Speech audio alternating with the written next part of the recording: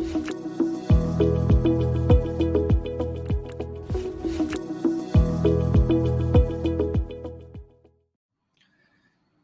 Rasulullah. Nabi Muhammad SAW dilahirkan dengan penuh kemuliaan akhlak serta menjadi contoh teladan kepada seluruh umat manusia. Baginda SAW mempunyai pribadi yang sangat luar biasa. Malah Allah Subhanahu Wa Taala telah menyebutkan bahawa Rasulullah SAW adalah manusia yang berbudi pekerti luhur serta baginda mempunyai akhlak sebaik-baik manusia. Sa'ad bin Hisham bin Amir telah datang ke Madinah dan bertemu dengan Sayyidatina Aisyah dan bertanya, Ummul Mukminin, ceritakan kami tentang akhlak Rasulullah. Lalu Aisyah menjawab dan bertanya kepadanya, apakah engkau tidak membaca Al-Quran? Sa'ad menjawab, bahkan aku membacanya. Lalu Aisyah berkata, sesungguhnya akhlak Nabi SAW itu adalah Al-Quran. Hadis riwayat Muslim.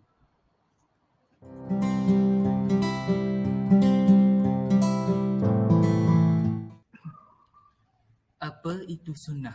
Menurut Kamus Dewan edisi keempat, sunnah ialah peraturan atau adat yang berdasarkan perbuatan dan perkataan Nabi Muhammad SAW yang digalakkan amalannya. Tahukah anda, mengikut sunnah Rasulullah SAW itu merupakan bukti kebenaran cinta seseorang hamba kepada Allah Subhanahu Wa Taala. Ia juga merupakan sebab utama kecintaan Allah kepada seseorang hambanya itu, sebagaimana firman-Nya, "Qul in kuntum tuhibbunallaha fattabi'uni." Yang bermaksud, katakanlah wahai Muhammad, sekiranya kamu cintakan Allah, maka ikutlah daku, yakni Nabi Muhammad SAW. Surah Al-Imran.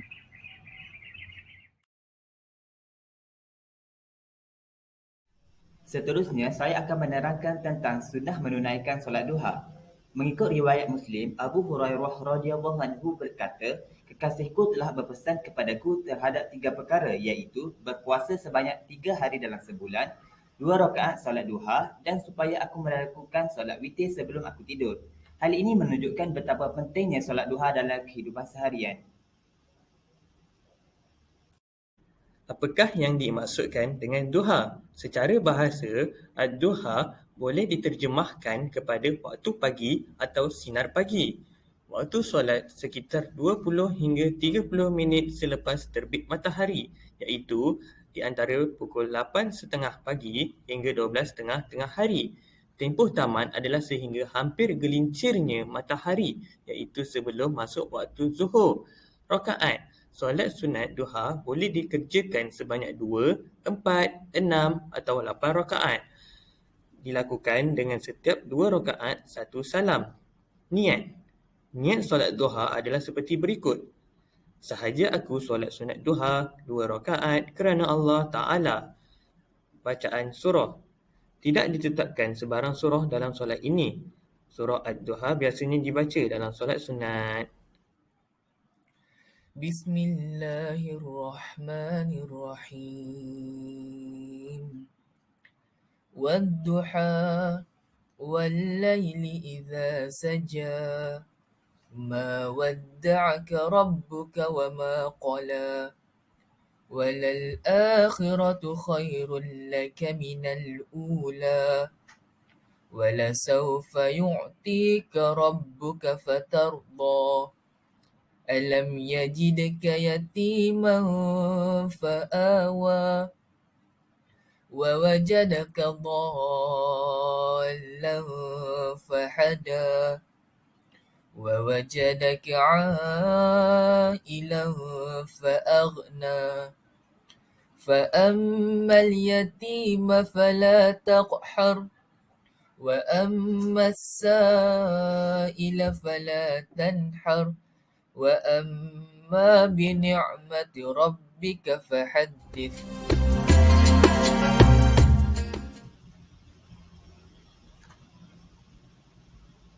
اللهم إن الدهاء دهاؤك والبهاء بهاؤك والجمال جمالك والقوة قوتك والقدرة قدرتك عصمتك اللهم إن كان رزقي في السماء فأنزله وإن كان في الأرض فأخرجه وإن كان مؤثرا فيسره وإن كان حراما فطهره وإن كان بعيدا فقربه بحق دعائك وبهائك وجمالك وقوتك وقدرتك آتني ما أتيت من عبادك الصالحين.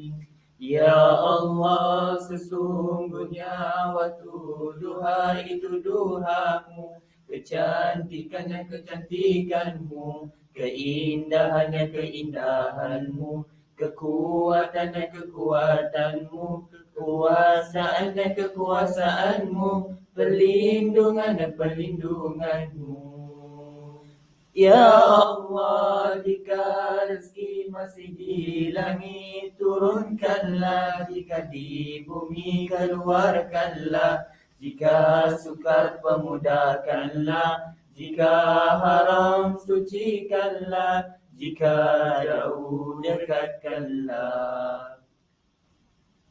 Kecantikanmu, keindahanmu, kekuatanmu, kekuasaanmu, limpahkan kepadamu segala yang telah limpahkan kepada hamba-hambamu yang soleh.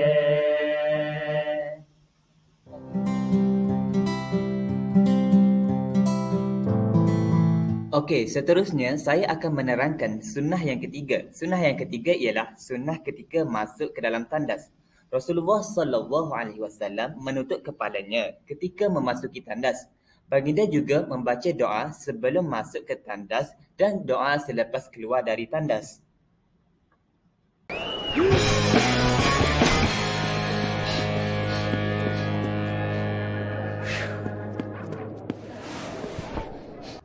Membaca doa ketika masuk dan keluar tandas. Doa masuk ke tandas. Allahumma inni a'udzubika minal khubuthi wal khaba'ith. Dengan nama Allah, ya Allah, aku berlindung denganmu daripada syaitan jantan dan syaitan betina.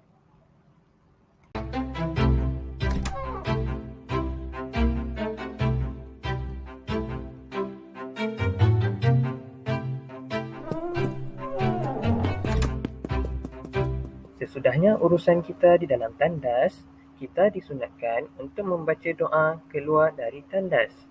Bismillahirrahmanirrahim. Ghufranak. Alhamdulillah lillazi azhaba anni aza wa afani.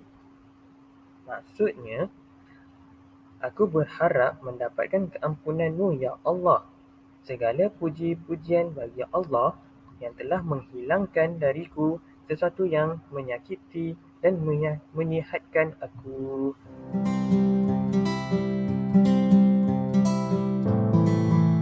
Qailullah, yakni tidur sekejap di waktu siang hari.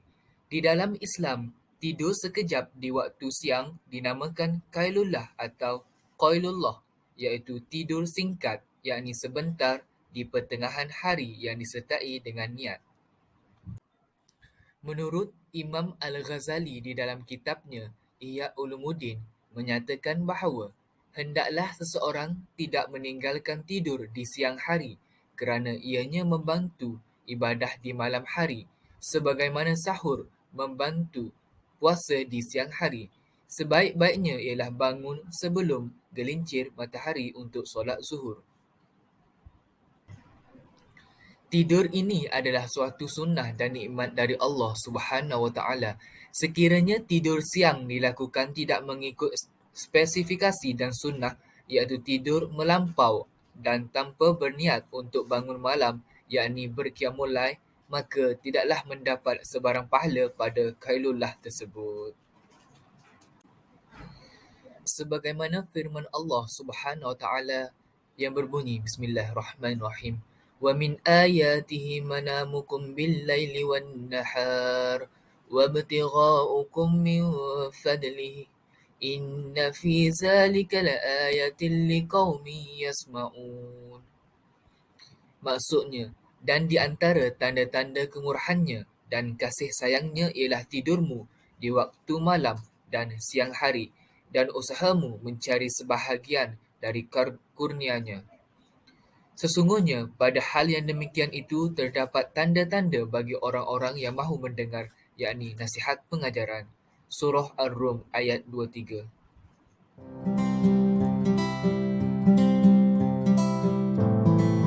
Sunnah yang seterusnya, bersugi. Dari Sayyidina Aisyah radhiyallahu anhu berkata, sesungguhnya Rasulullah sallallahu alaihi wasallam telah bersabda, bersugi itu membersihkan mulut dan mendapat redha dari Tuhannya. Hadis riwayat Ahmad dan Al-Baihaqi.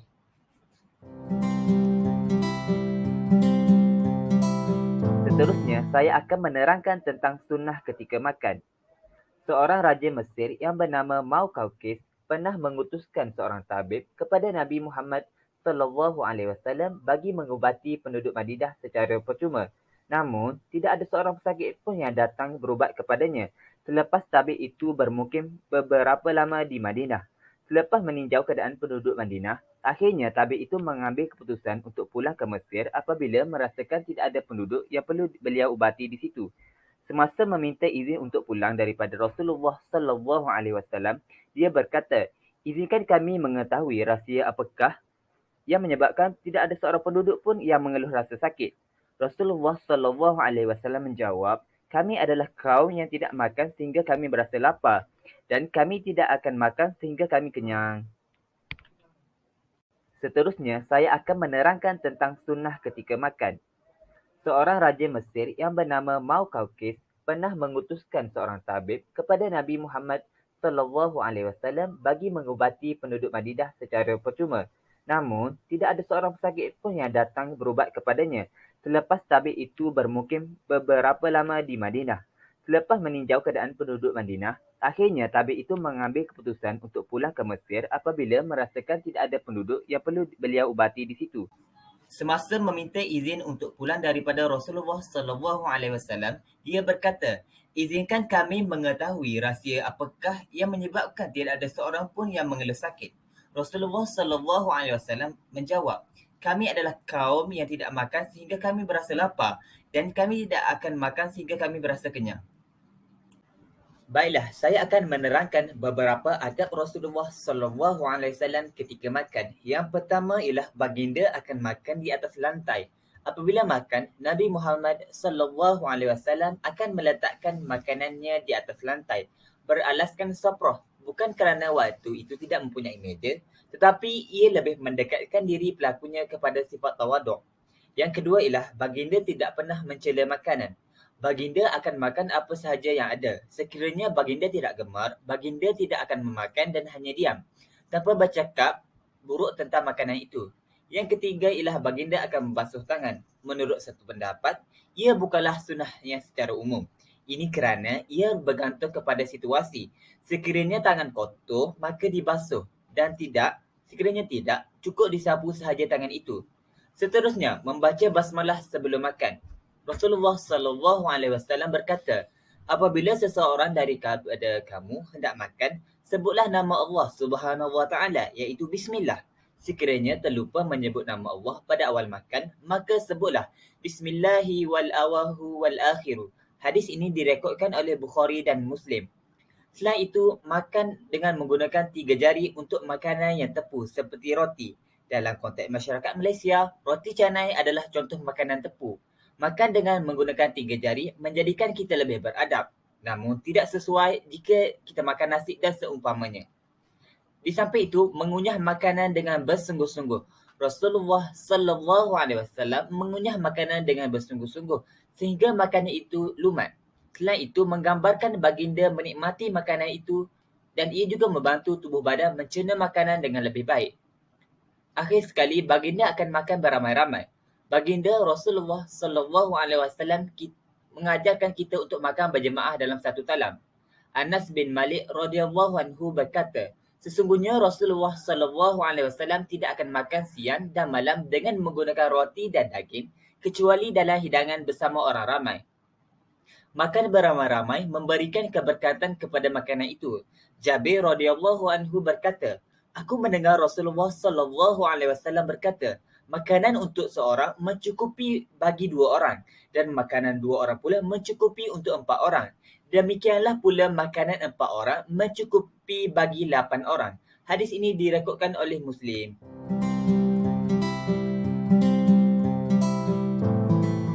Seterusnya, berwuduk.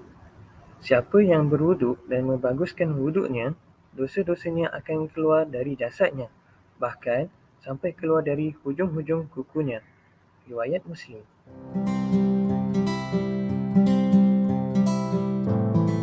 Sunnah memakai baju dari sebelah kanan. Daripada Aisyah, katanya, Rasulullah sallallahu alaihi wasallam lebih suka mendahulukan yang kanan dalam segala hal. Perbuatan seperti memakai terompah, bersikat, berwuduk dan mandi. Hadis riwayat Muslim. Kita disunatkan untuk menggosok gigi sebelum berwuduk. Rasulullah sallallahu alaihi wasallam bersabda, sekiranya aku tidak memberatkan umatku, niscaya aku perintahkan mereka bersiwak tiap kali akan berwuduk. Riwayat Ahmad. Seterusnya, sunnah membaca Al-Quran. Sunnah Nabi iaitu membaca Al-Quran amat mudah kita amalkan bergantung kepada jenis individu. Kita tidak seharusnya menjadikan kekangan masa sebagai penghalang untuk kita beramal dengan sunnah Nabi ini. Hadis riwayat Muslim. Bacalah Al-Quran kerana Al-Quran akan datang pada hari kiamat nanti sebagai syafiq, yakni pemberi syafaat bagi yang membacanya.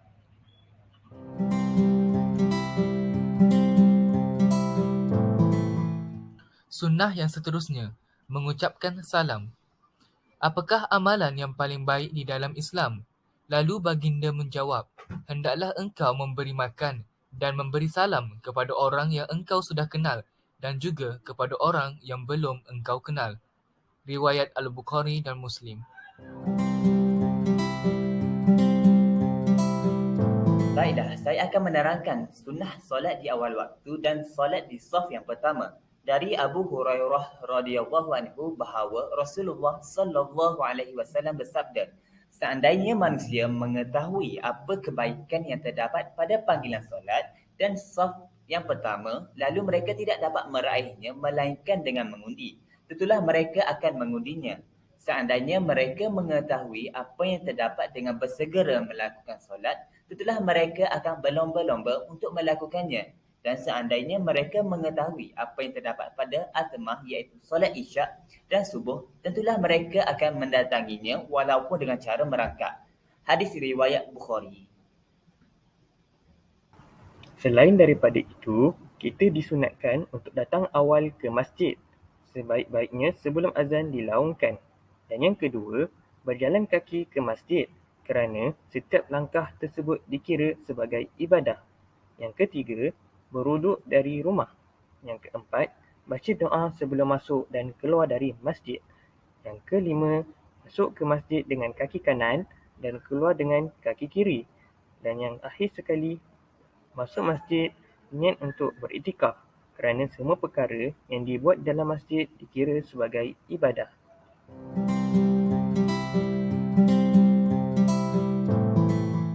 Sunnah seterusnya, membaca bismillah ketika keluar dari rumah. Dari Anas bin Malik, sesungguhnya Nabi Muhammad SAW bersabda, apabila seseorang keluar dari rumahnya, kemudian dia membaca doa, Bismillahi tawakkaltu ala Allah wala haula wala quwwata illa billah. Dengan nama Allah aku bertawakal kepada Allah. Tidak ada daya dan kekuatan kecuali dengan izin Allah. Maka pada saat itu dikatakan kepadanya, kamu telah mendapat petunjuk, telah diberi kecukupan dan mendapat penjagaan, iaitu perlindungan, hingga syaitan-syaitan menjauhi darinya. Lalu syaitan yang lain berkata kepada temannya, bagaimanakah engkau akan menggoda seseorang lelaki-lelaki yang telah mendapat petunjuk, kecukupan dan penjagaan iaitu perlindungan. Hadis riwayat Abu Daud.